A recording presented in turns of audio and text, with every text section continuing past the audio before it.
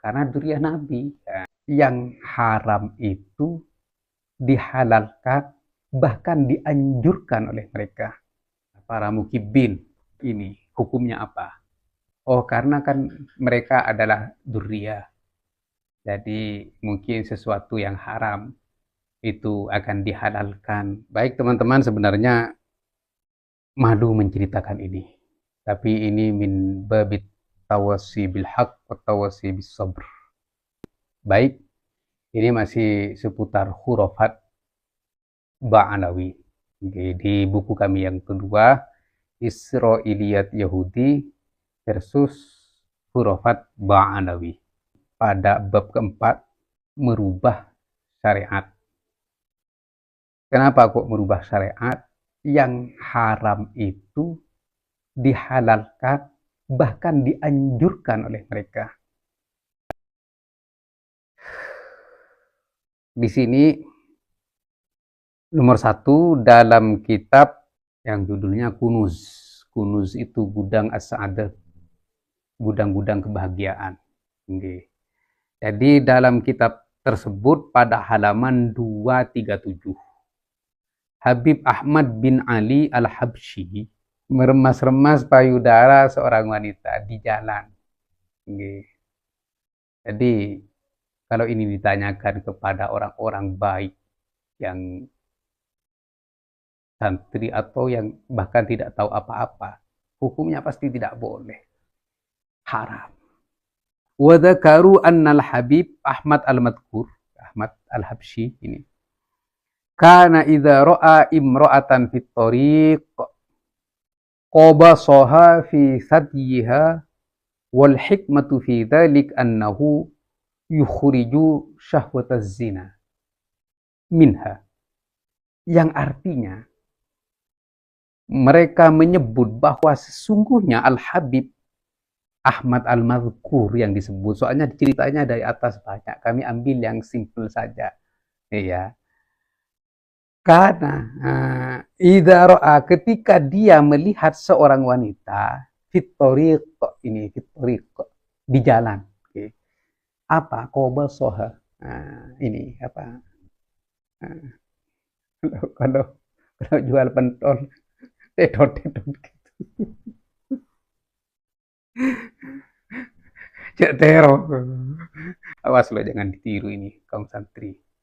Ini hanya apa ya, kita menyampaikan sesuatu yang sesat ini agar kalian tidak tertipu dan tidak terperdaya oleh sebuah kitab yang isinya itu adalah ajaran sesat.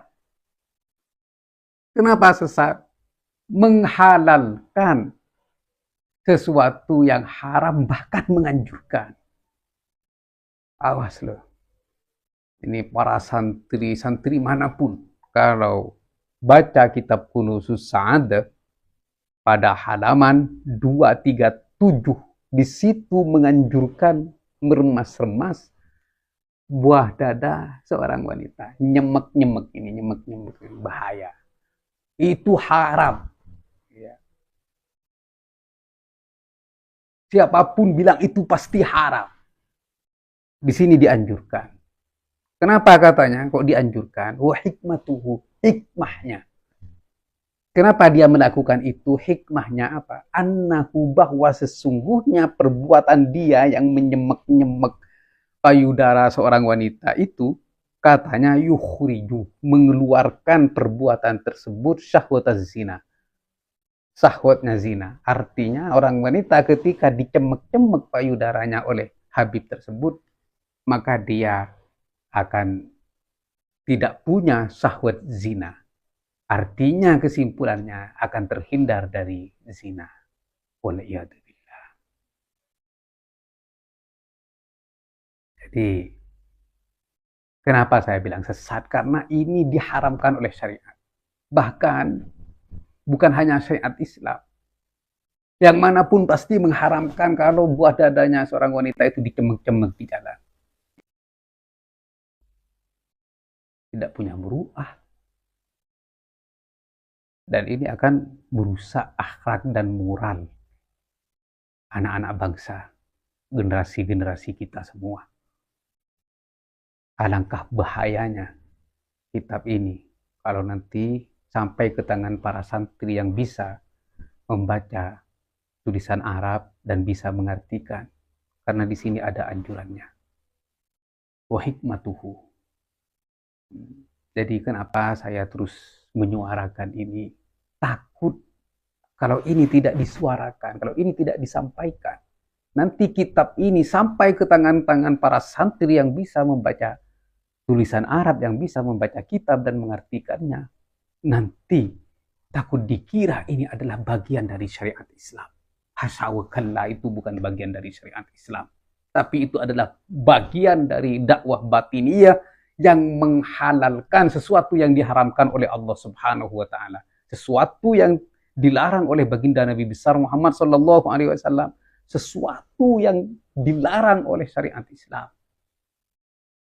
Pasti semua kiai, semua ustadz pasti akan sepakat kalau nyemek-nyemek payudara seorang wanita di jalan hukumnya haram, satu kata. Tapi di sini dihalalkan, bahkan dianjurkan.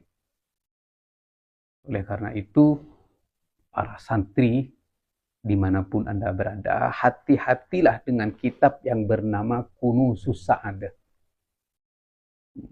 Karena kitab itu ada tulisan di dalamnya di halaman 237 dan halaman sebelumnya. Bahkan di situ diceritakan qabasaha fi sadiha wa zawjuha yanduru, katanya. Jadi dia nyemek-nyemek payudaranya seorang perempuan padahal di sampingnya ada suaminya dan suaminya melihat itu. La haula wala quwata illa billah. Bagaimana moral ini akan dihancurkan? La ilaha illallah Muhammadur Rasulullah. Oleh karena itu, mari kita semua berhati-hati dengan semua kitab-kitab ba'alawi yang sudah beredar itu. Semoga para asatid atau para santri yang mendengar video ini mengusulkan kepada kiainya, ini ajaran apa? Kok bisa menghalalkan sesuatu yang diharamkan oleh Allah Subhanahu wa taala? Dan semoga ini juga sampai di telinga Menteri Agama, di telinga para pengurus MUI. Ini ajaran sesat menghalalkan sesuatu yang diharamkan oleh syariat, bahkan menganjurkan ini di sini di kitab Kunuzus Sa'adah. Dan ini pasti nanti akan merusak moral para santri wabil khusus. Para santri wabil khusus. Karena para santri yang paham dan bisa membaca tulisan Arab dan bisa mengartikannya. Waliyadzubillah, kalau ini dibiarkan beredar, tersebar, nanti para kaum santri akan terjerat dan terjerumus oleh kesesatan yang terselubung di dalam sebuah kitab. Ini kalau di Madura bahaya. Ya katanya kalau yang mungkin di Yaman nggak apa-apa. Istrinya dicemek-cemek payudaranya, suaminya dia. Nah, kalau di Madura awas dibacok itu. Nah, istri orang dicemek-cemek. Ini ya para mukibin. Ini kalau memang kalian mendengar ini, hukumnya apa? Apa menurut kalian karena yang melakukan itu junjungan kalian tidak apa-apa? Apakah ada syariat Islam yang tebang pilih? Apakah ada sesuatu yang haram itu halal bagi para habaib itu karena sudah para habaib? Waliyadzubillah. Jika putri baginda, putri kesayangan baginda melakukan pencurian yang dianggap haram, itu akan dipotong oleh baginda. Bagaimana yang para habaib pada nasabnya belum pasti jelas masih. Dan sejauh ini dipalsukan oleh Imaduddin Utsman Al-Bantani, masih nggak ada yang jawab. Bahkan yang jawab hanya para kiai dan para lora, para gus. Mereka sendiri hanya diam, tidak tahu apa-apa. Nah, oleh karena itu, Ini sesuatu yang akan sebuah ajaran dari mereka yang akan merusak moral-moral para generasi kita, dan ini juga wabil khusus para kaum santri atau santriwati. Ya nggak tahu kalau sama para mukibin atau kiai-kiai pendukung habaib ini masih mau ditakwil. Oh, karena kan mereka adalah duriyah. Jadi mungkin sesuatu yang haram itu akan dihalalkan karena duriyah Nabi. Nah, mau ditakwil seperti ini. Atau bahkan nanti ini ditakwil ya itu hanya sebuah mimpi. Di sini tidak ada mimpi loh. Dan di sini tidak ada hadul ghaibah. Dan hadul ghaibah pun walaupun fana. Kalau fananya sama payudaranya seorang wanita, jadi tirakatnya itu salah tirakat. Orang fana itu yang ngelanturnya kepada kebaikan. Itu orang fana yang tirakatnya yang benar. Kalau dia fananya ya nyemek-nyemek payudara seorang wanita, bahkan di jalan, bahkan di depan suaminya, itu bukan fana, itu namanya. Jadi berhati-hatilah dengan dakwah sesat yang sekarang diselip-selipkan di kitab-kitab mereka. Ya, kalau ini dikorelasikan dalam kitab-kitab mereka yang ada di Bughyatul Mustarsyidin, di sana ada tulisan wa amalu salafina, katanya. Amal-amal salaf kami ini, katanya mereka di kitab Bughyatul Mustarsyidin itu, silahkan mutola'ah. Hujjah, petunjuk dalil, siapapun yang melakukan pasti akan selamat. Kalau ini gimana? Nyemek-nyemek payudara seorang. Itu salafnya mereka, salafuhum, yang katanya setiap perbuatan salafuna, pendahulu-pendahulu kami, katanya mereka, ini bukan kata saya, kata mereka, setiap perbuatan leluhur kami ini menjadi petunjuk bagi umat. Siapapun yang melakukannya, meniru leluhur-leluhur kami, maka dia akan selamat. Itu dari mereka. La haula wala quwata illa billah. Jadi seperti ini yang menjadi petunjuk, nyemek-nyemek payudara seorang wanita, mengaku mi'raj 70 kali setiap malam, mengaku bisa memadamkan api jahannam, mengaku Allah, bahkan mengaku serah terima jabatan dengan Allah. Itu yang menjadi hujah. Hujah apa itu? Hujah menyesatkan. Haula wala quwata illa billah. Jadi berhati-hatilah dengan dakwah sesat yang sekarang diselip-selipkan di kitab-kitab mereka. Ya, jangan sampai terperdaya. Baik teman-teman, ya ini tentang ya nyemek-nyemek payudara. Ini ada di bab keempat di kitab Hurufat Ba'anawi di halaman 19 sampai ke halaman 20. Bisa kalian baca. Dan terus yang kedua, ini sesat enggak? Apakah ini benar atau sesat? Ini Habib ini naik ke Lauhul Mahfud dan melihat papan-papan Lauhul Mahfud dan melihat orang-orang yang wusul di sana semua. Ini kado terindah tahun baru buat Bang Rumil. Bang Rumil, penyebutan kurcaci itu bukan penghinaan atau sebuah bentuk serangan fisik, bukan. Itu hanyalah sebutan. Apa definisi kurcaci itu? Ya kecil. Jadi bukan karena Bang Rumil kecil atau kiai-kiai pembela itu fisiknya kecil-kecil semua, bukan. Itu hanya sebuah kebetulan kalau memang seperti itu. Jadi kembali kepada junjungan Bang Rumil yang seenaknya menghina para kiai, menghina para pembela Wali Songo dengan sebutan kelenteng Semar, apa kek dan lain sebagainya itu. Eh, jadi ini sebutan ini untuk menjadi peringatan, bukan saling serang, bukan. Tapi sekarang al-kibru alal mutakabbir sadaqah. Ya, sombong terhadap orang-orang yang sombong itu seperti sedekah. Kenapa kok seperti itu? Biar ini mungkin nanti akan menjadi peringatan bagi mereka yang sangat sombong-sombong itu. Ya, junjungan Bang Rumil dan junjungan para kurcaci-kurcaci yang lain itu sangat sombong sekali Bang Rumil. Dan barangkali nanti dengan sebutan kurcaci, pikiran Bang Rumil dan teman-temannya Mukibin yang membela nasab yang selama ini tidak ada bukti sebagai nasab yang nyambung terhadap zuriyah baginda Nabi besar Muhammad Shallallahu Alaihi Wasallam. Nah, kalau tidak ada bukti, kalau tidak ada dalil, kalau benar-benar putus kan ngapain dibela kan begitu Bang Rumil. Ya, hanya cerita untuk Bang Rumil ya.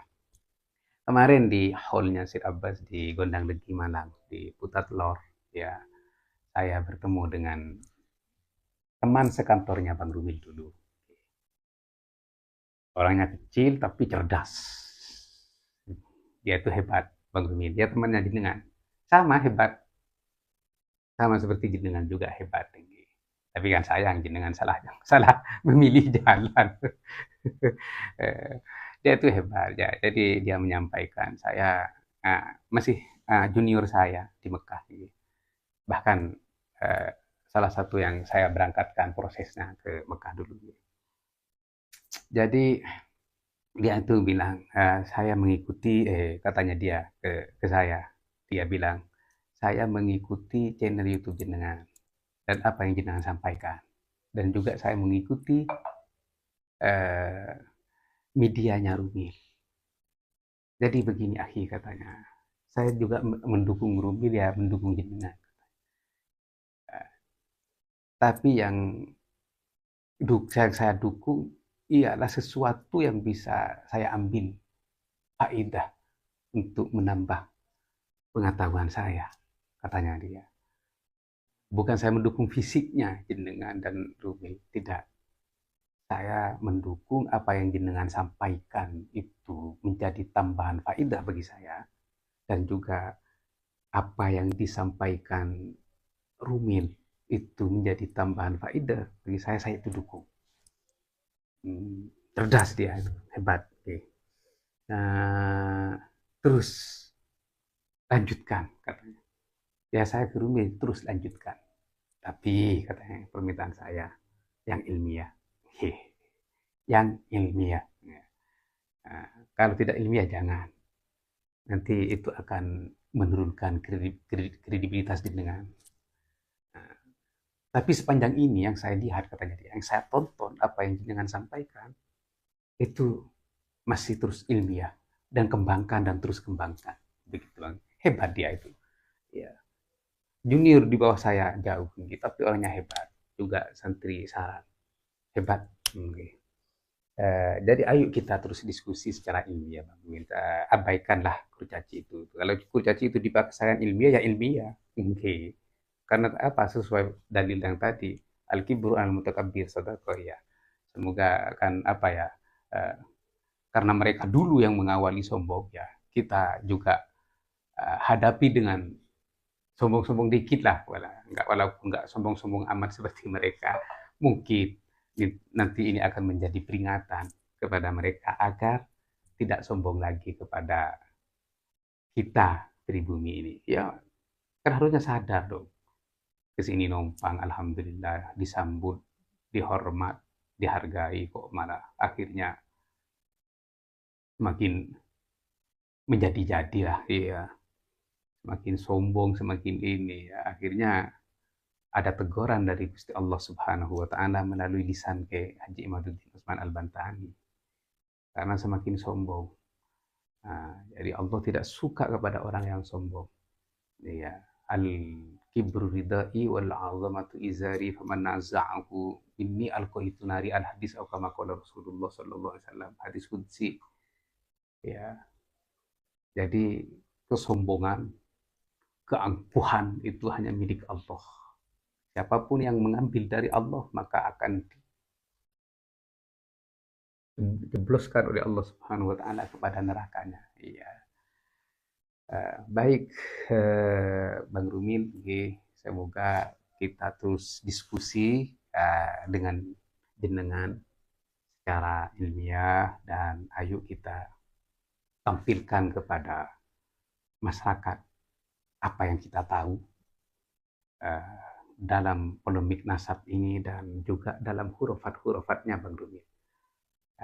Saya minta jawaban dari jenengan dari hurufat-hurufatnya Mbak Alawi ini. Ya, ini. Jadi ini kado untuk Bang Rumil, nggih. Saya ambilkan hurufat yang belum saya baca sama sekali. Oke.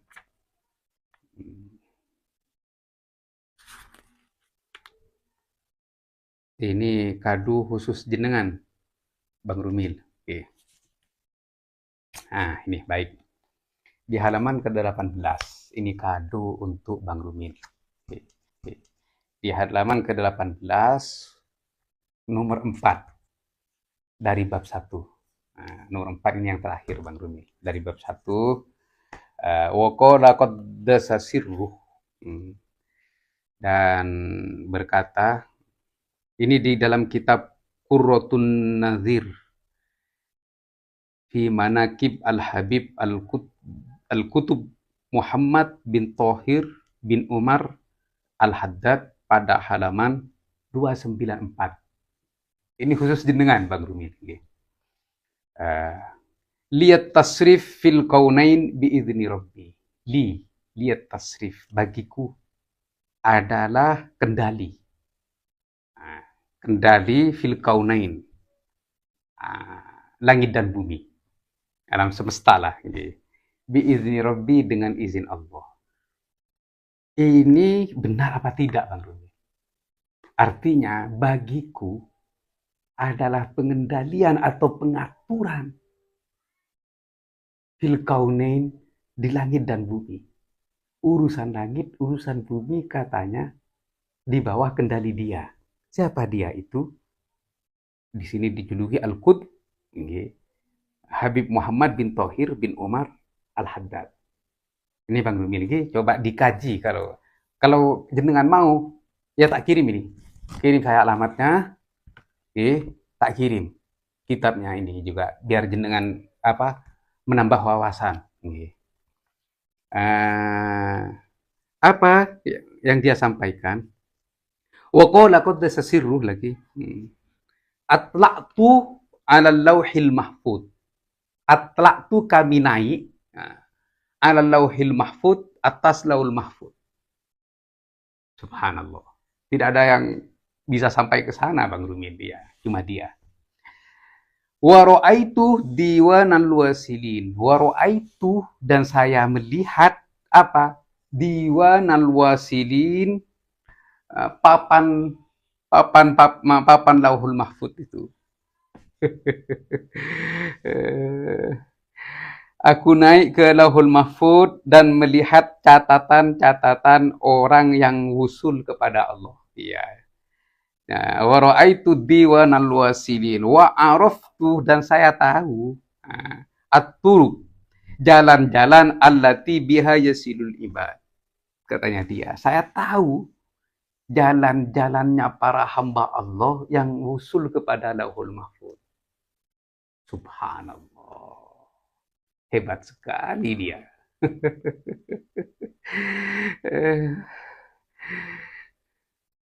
Wa ra'aitu, dan saya melihat walidi, katanya, bapak saya, bapakku, ayahku, wasala ilallah min tariqil ibadah, wusul kepada Allah di lauhul mahfud itu, di papan lauhul mahfud itu, apa? Min tariqil ibadah, dari jalan beribadah. Ini Bang Rumil, catat ya. Wa ra'aituni, dan aku melihat aku, dan aku melihat aku, apa? Wasaltu ilallah, saya itu, jadi aku melihat aku di sana, di papan, maksudnya Bang Rumil.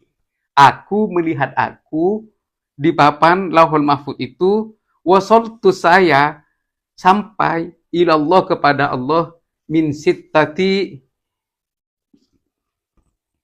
dari 16 min sittati asyara tariqan, dari 16 jalan. Wa wasalal Habib Hasan bin Ahmad al-Idrus ilallah. Dan sampai Habib Hasan bin Ahmad al-Idrus kepada Allah di papan Lauhul Mahfuz itu min arba'ati asyara tariqan. Dari 14 jalan. Ini tidak dijelaskan. Jadi ini menurut Bang Rumin logis enggak? Yang pertama. Terus yang kedua, ini sesat enggak? Apakah ini benar atau sesat? Ini Habib ini naik ke Lauhul Mahfuz dan melihat papan-papan Lauhul Mahfuz. Dan melihat orang-orang yang wusul di sana semua. Ini teman-teman ya. Semoga ini menjadi peringatan bagi kita semua dan khususnya bagi saya yang bodoh ini dan juga bagi Bang Rumil Abbas. Jadi Bang Rumil kan akrab dengan kelompok-kelompok Ba'alawi itu. Coba tanyakan, Bib, ini benar enggak gitu. Wah, ini kami kesulitan, Bib bilang. Ini kami kesulitan ini membela ini nanti. Kalau ini ya sesat ya ngapain dibela ya, harus bilang sesat dong kan gitu. Iya. Jadi apa Bang Rumil ya, ingat pesan baginda, laukanat binti Fatimah sarokot lakotok tuyada. Seandainya putriku Fatimah itu mencuri, maka akan saya potong. Apalagi hanya teman Bang Rumil atau mitra atau bos lah ya. Nggak apa-apa dipecat kalau bosnya sesat kan gitu ya. Ngapain bertahan? Kalau bosnya sesat, ya tinggal. Bosnya sesat, ngapain tinggi? Dan ini akan menyesatkan kita, Bang Rumil, dan juga anak cucu kita nanti. Kalau ini dibiarkan, maka ini akan menyesatkan kita dan anak cucu kita. Dan putra-putra bangsa ke depannya. Masa putra-putra bangsa berapa ratus juta ini akan kita korbankan hanya sungkan atau tidak enak sama bos? Ya jangan begitu dong. Iya.